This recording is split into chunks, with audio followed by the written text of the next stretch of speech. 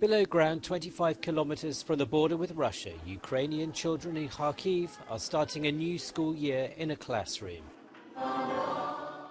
It's the second largest city in Ukraine, using space in its metro stations to provide its young people with an education in a protected space. Після 2 років онлайн навчання це дуже гарно, коли приходиш і бачиш очі та чуєш не через динаміку, а через уші та, в принципі, так легше навчатися. The underground school caters for 400 students. The ones in the 11th grade are here preparing for a multi-subject university entrance test.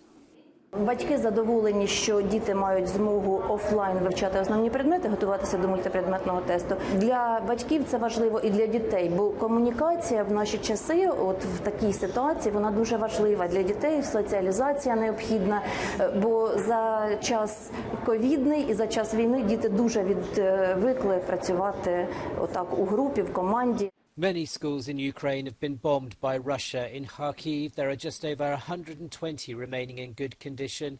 But due to constant bombing in the region, the city decided to play it safe and installed dozens of classrooms in at least 5 metro stations, allowing the children to return to school, even in times of war.